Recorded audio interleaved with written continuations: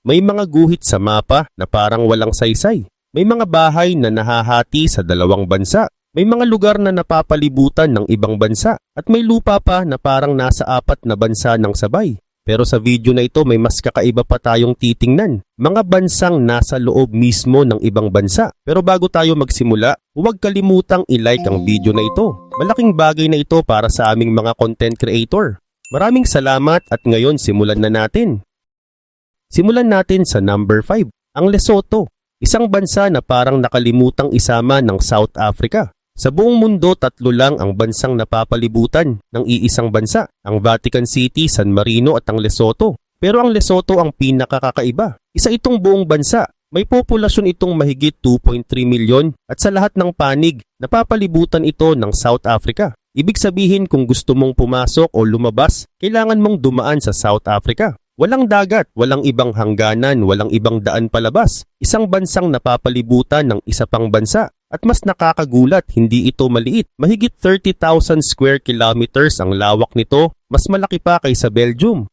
At matagal na itong may sariling pamahalaan mula pa noong 1966. May sarili itong hari, sariling militar, sariling pera, sariling gobyerno, at sariling pwesto sa United Nations. Isang kumpletong bansa, pero nasa loob lang ng ibang bansa. Paano nangyari yon? Nagsimula ang kwento noong 1820s. Pinamunuan ni Mo Shushu I ang iba't ibang grupo ng tao na tumatakas sa mga digmaan sa rehiyon. Pinili niya ang kabundukan bilang tirahan, hindi para lang sa kaligtasan, kundi dahil madali itong ipagtanggol. Parang natural na kuta ang lugar. Habang papalapit ang mga settlers mula Europe, nakipagkasundo siya sa United Kingdom. Noong 1868, nasa ilalim ng proteksyon ng ibang bansa ang kanyang kaharian. Ibig sabihin, protektado sila ng Britain, pero hiwalay pa rin sa ibang teritoryo.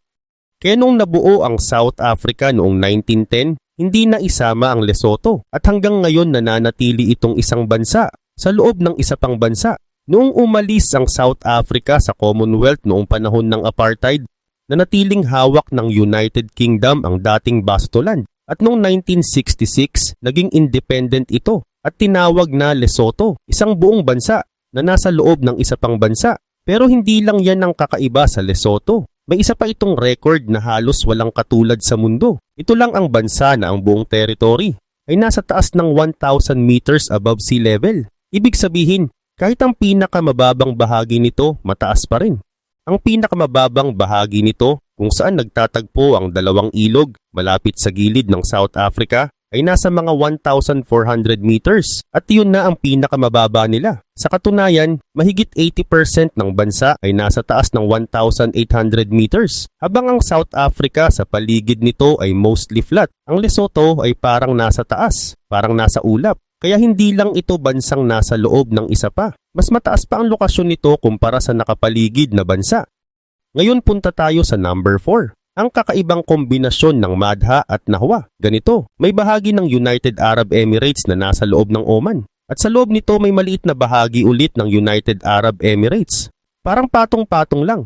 Kung nagmamaneho ka sa pagitan ng Fujairah at Khorfakkan, bigla ka na lang papasok sa Oman. Walang checkpoint, walang passport, walang malinaw na pagbabago sa paligid. Malalaman mo lang dahil sa maliit na sign. Ang lugar na iyon ay ang Madha, isang maliit na bahagi ng Oman na napapalibutan ng United Arab Emirates. Pero hindi pa dyan natatapos. Kung papasok ka pa sa loob ng Madha, may isa pang kakaiba. Makakarating ka sa Nahwa, isang bahagi naman ng United Arab Emirates na nasa loob ng Madha. Ibig sabihin United Arab Emirates tapos Oman tapos United Arab Emirates ulit. May bansa sa loob ng isa tapos may isa pa ulit sa loob. At paano nangyari to? Hindi dahil sa digmaan, hindi dahil sa kasunduan ng malalaking bansa. Nagsimula lang ito sa isang desisyon ng mga lokal na leader noong 1930s o 1940s. Pinapili sila kung kanino sila sasama. At doon nabuo ang kakaibang guhit sa mapa na hanggang ngayon hindi pa rin nagbabago. Noong panahong iyon, hindi pa malinaw ang mga guhit sa mapa. Parang pinagtagpi-tagping mga lugar na hawak ng iba't ibang grupo na nasa ilalim ng maluwag na kontrol ng United Kingdom. May 4 na pangunahing grupo na may kapangyarihan noon. Ang Al-Qasimi ng Ras Al Khaimah, ang Al-Qasimi ng Sharjah, ang Al-Sharqi ng Fujairah at ang Al-Said ng Oman. Lahat sila nagpadala ng kinatawan sa isang lugar, ang Madha. Doon sila nag-usap, doon sila naglatag ng argumento kung sino ang dapat mamuno. Nakinig ang mga nakatatanda ng Madha, nag-isip at pumili. Pinili nila ang Oman. Dahil sa tingin nila, mas maayos ang pamamahala doon, mas mayaman ang estado, at higit sa lahat, mas mapoprotektahan ang kanilang water supply. Na-record ang desisyong iyon. At noong 1969, nang ayusin ng British ang guhit sa mapa, ang Madha ay naging opisyal na bahagi ng Oman. Kahit napapalibutan ito ng United Arab Emirates. Pero hindi lahat sumang-ayon. Sa loob mismo ng Madha, may isang maliit na lugar, ang Nawa. Mas malapit ang ugnayan nila sa Sharjah. Kaya kahit pinili ng paligid ang Oman, nanatili silang loyal sa United Arab Emirates. At doon nabuo ang kakaibang ayos. Ang Nahwa ay United Arab Emirates territory na nasa loob ng Oman, na nasa loob ulit ng United Arab Emirates. Isa ito sa dalawang ganitong uri sa buong mundo. Yung isa, ito ang sikat na guhit sa mapa ng Belgium at Netherlands. Ang pinakahuli sa listahan. Pero ang pinakakakaiba, kapag nandun ka, parang normal lang. Walang bantay, walang passport check, walang gate, sa mapa lang magulo. Sa totoong buhay, parang iisang komunidad lang. Ang mga taga-Madha pumupunta sa United Arab Emirates para magtrabaho. Ang mga taga-Nahwa naman pumupunta sa Madha para magpagas. Dahil mas mura ang gasolina sa Oman. Iba ang sistema ng tulong nila kumpara sa United Arab Emirates. Kaya yung simpleng gas station sa Madha, naging parang landmark na rin. Hindi dahil sikat ito, kundi dahil doon mo mararamdaman na tumatawid ka ng bansa. Kahit halos walang nagbabago sa paligid.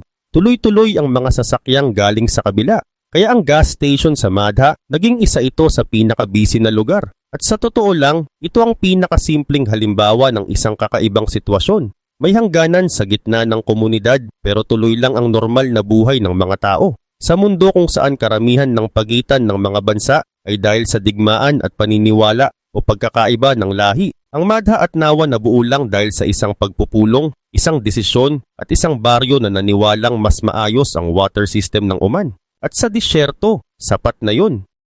Ngayon punta tayo sa number 3, isang lugar na mas lalong nakakalito, ang Dahala Kagrabari. Isang piraso ng lupa na parang hindi mo ma-imagine. Dati, ang maliit na lupang ito, mga 1.7 acres lang, halos kasing laki ng football field, na nasa loob ng 4 na magkakasunod na bansa. Parang may bansa sa loob ng isa, tapos may isa pa ulit sa loob. At ito lang ang nag-iisang ganitong kaso sa buong mundo. Medyo nakakalito, pero simple lang. Ang Dahala Kagrabari ay bahagi ng India. Pero ang pirasong iyon ng India ay nasa loob ng isang village ng Bangladesh. Yung village ng Bangladesh ay nasa loob ng village ng India. Tapos yung village ng India nasa loob ulit ng Bangladesh. Parang patong-patong lang. Bihira itong mangyari. Pero paano nangyari ito? Balikan natin ang history. Noong 1713, may kasunduan noon sa pagitan ng Kingdom of Cooch Behar at ng Mughal Empire. Natapos ang kanilang alitan pero may problema. Hindi nila inayos ng malinaw kung kanino ang bawat lupa. Nagkaroon ng maraming maliliit na piraso ng lupa na kalat-kalat sa buong Bengal. Walang ayos, walang malinaw na dahilan. At doon nagsimula ang isa sa pinakamagulong pagitan ng mga bansa sa kasaysayan. Noong 1947, nahati ang dating British India. Hinati ito sa India at sa East Pakistan. Nakalaunan ay naging Bangladesh. Pero hindi naayos ang maliliit na bahagi ng lupa. Kaya naisama rin sa hati ang mga hiwa-hiwalay na lugar. May 106 na bahagi ng India na nasa loob ng Bangladesh. At may 92 na bahagi ng Bangladesh na nasa loob ng India. At hindi lang iyon, may mas komplikado pa. May mga lugar na nasa loob ng isa pang lugar, tapos may isa pa ulit sa loob. Doon papasok ang Dahala Kagrabari. May kwento pa tungkol dito. Ayon sa lokal na kwento, may ilang lupa noon na naipatalo lang sa sugal ng mga hari. Parang pustahan lang, lupa ang taya. At kapag natalo, pirma lang sa papel, lipat na agad ang ownership. Doon nang galing ang tawag na cheat mahals. Mga lupang napunta lang dahil sa simpleng usapan. Pero sa totoong buhay, sobrang hirap ng sitwasyon ng mga tao doon. Halimbawa, yung isang farmer na nagtatrabaho sa Dahala Kagrabari, nakatira siya sa Bangladesh. Pero yung lupa niya, bahagi ng India. At para makarating siya sa pinakamalapit na sakayan ng bus, kailangan niyang tumawid sa kabilang bansa. 4 na beses. Ganito ang daan niya. India tapos Bangladesh tapos India ulit tapos Bangladesh ulit. 4 na tawid kahit ilang minuto lang ang biyahe. At mas mahirap pa, walang malinaw na border system. Walang proper checkpoint, walang malinaw na kontrol.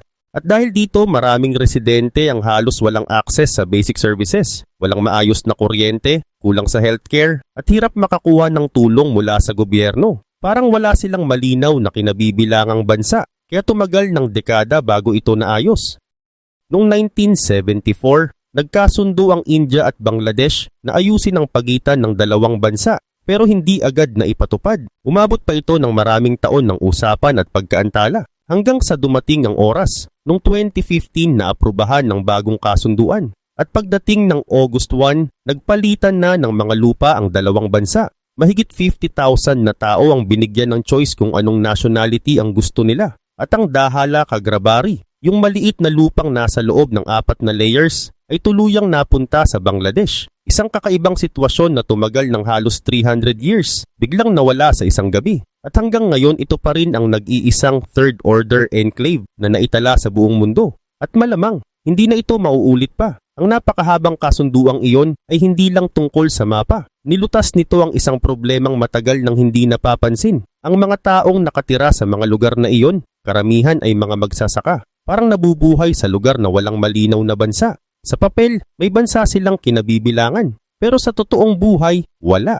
Hindi sila maayos na napamamahalaan. Hindi sila nabibigyan ng serbisyo at walang malinaw na proteksyon. Kapag nagkasakit sila, posibleng nasa ibang bansa pa ang pinakamalapit na klinik. Kapag may ipaparehistro, kailangan pang tumawid sa ilang bansa. Simple lang na bagay, nagiging komplikado. Pero nang dumating ang kasunduan, nabigyan sila ng choice. Pwedeng maging mamamayan ng India o ng Bangladesh. May ilan ding lumipat ng tirahan at ang dating Dahala Kagrabari, yung maliit na lugar na sobrang gulo, ngayon isang simpleng bahagi na lang ng Bangladesh. Yung kakaibang ayos na tumagal ng 302 years, biglang nawala.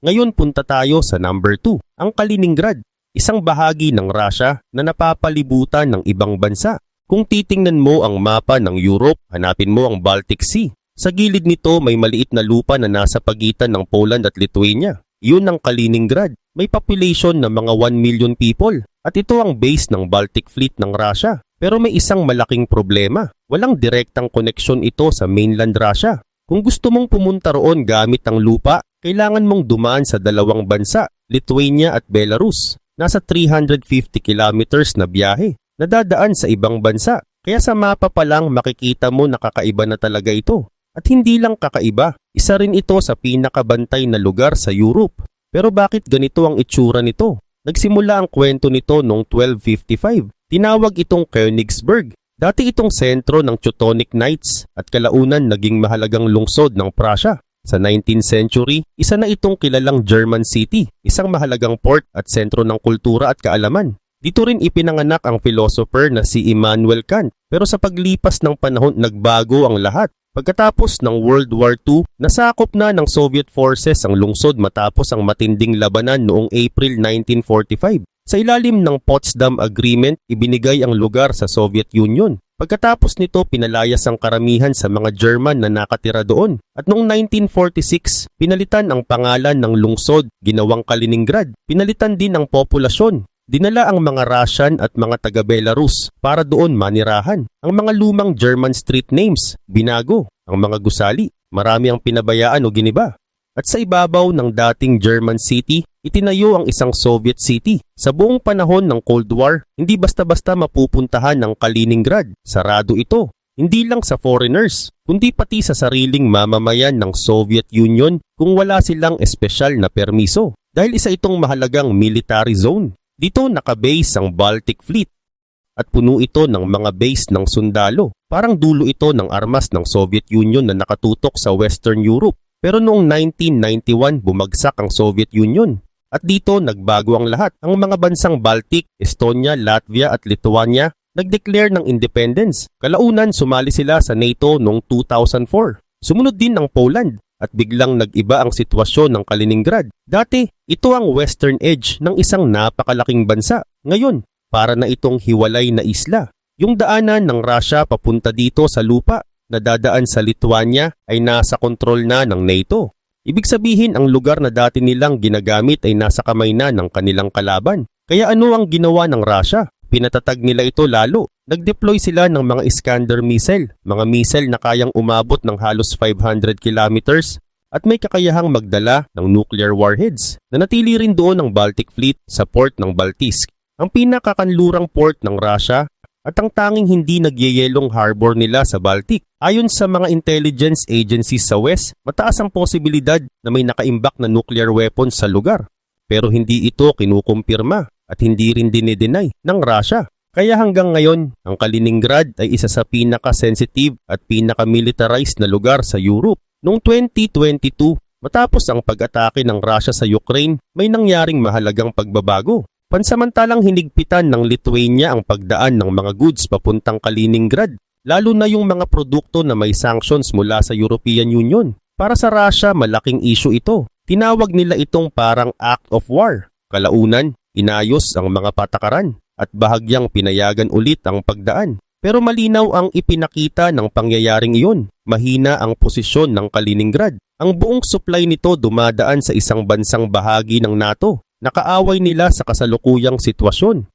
May isa pang lugar na lagi ring iniisip ng mga military planner sa NATO. Ito ang Suwalki Gap, isang makitid na lupa. Mga 65 kilometers lang ang haba na nasa pagitan ng Poland at Lithuania. Sa isang panig, Kaliningrad, sa kabila, Belarus, kakampi ng Russia. Ito ang tanging daan sa lupa para makonek ang Baltic countries sa NATO. Kung sakaling kontrolin ito ng Russia at Belarus, pwedeng maputol ang koneksyon ng Estonia, Latvia at Lithuania sa ibang NATO forces. At mula sa Kaliningrad, abot ng mga missile ang buong area. Kaya isa ito sa pinakadelikadong lugar na pwedeng pagmulan ng conflict sa Europe. At lahat ng ito dahil hiwalay ito sa sariling bansa. Pero sa kabila nito, mahigit 1 milyon na tao ang nakatira sa Kaliningrad. May normal na buhay, nagtatrabaho, nag-aaral, nagtatayo ng pamilya.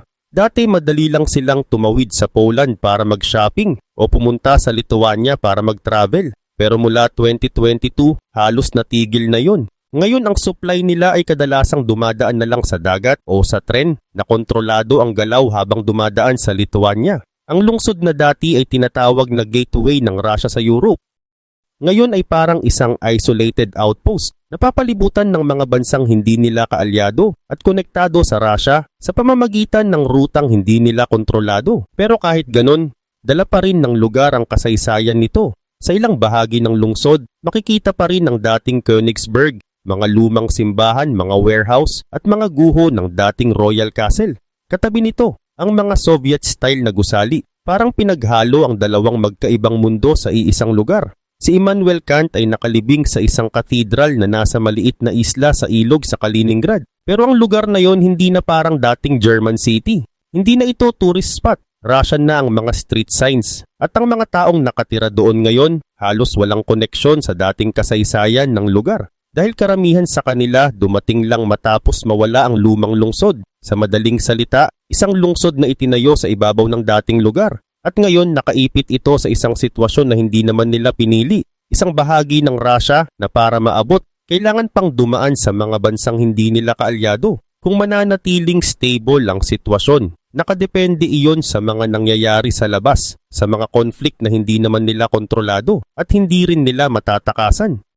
Ngayon punta tayo sa number 1, ang Baarle-Hertog at Baarle-Nassau, isang bayan na maraming pagitan ng mga bansa, mga 30 ang bilang.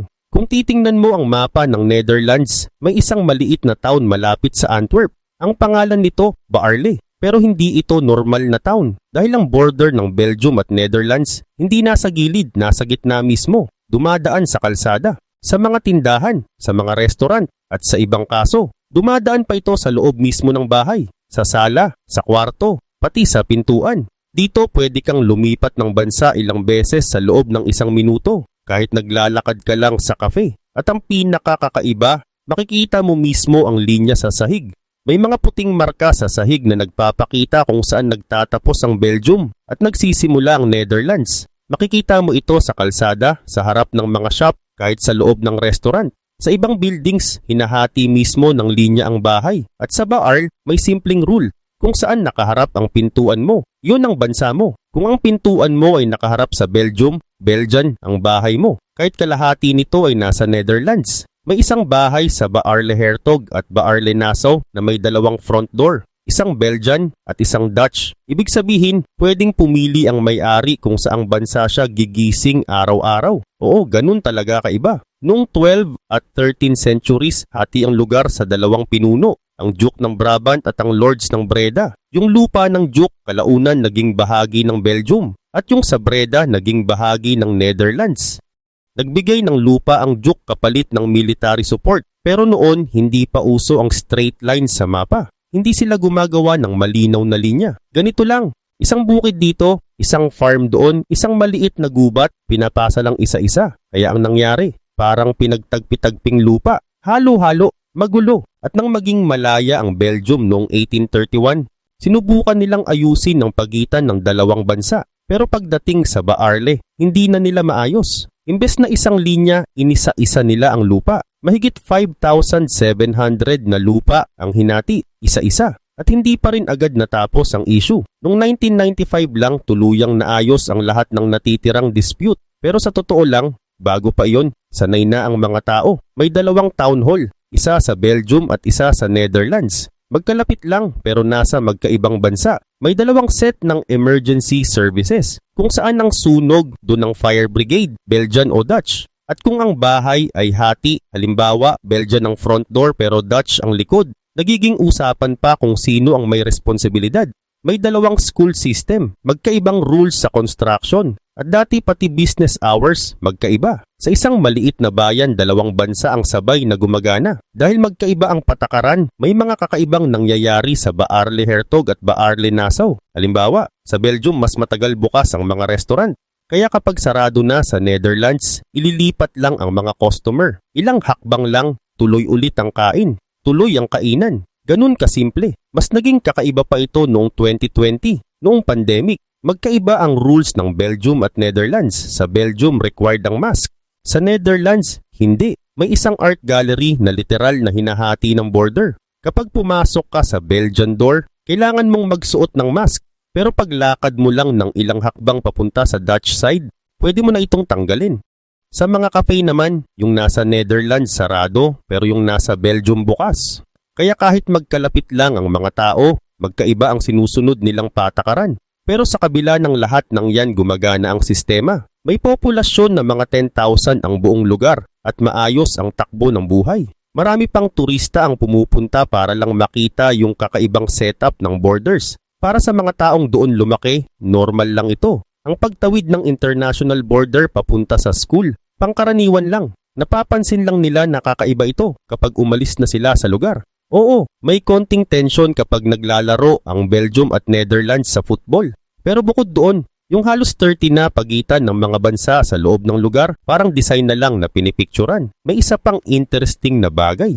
Sa town hall, pwedeng mamili ang mga couples kung saang bansa sila ikakasal. Yung ceremony room, hinahati mismo ng border. Yung kaliwang side, Belgium.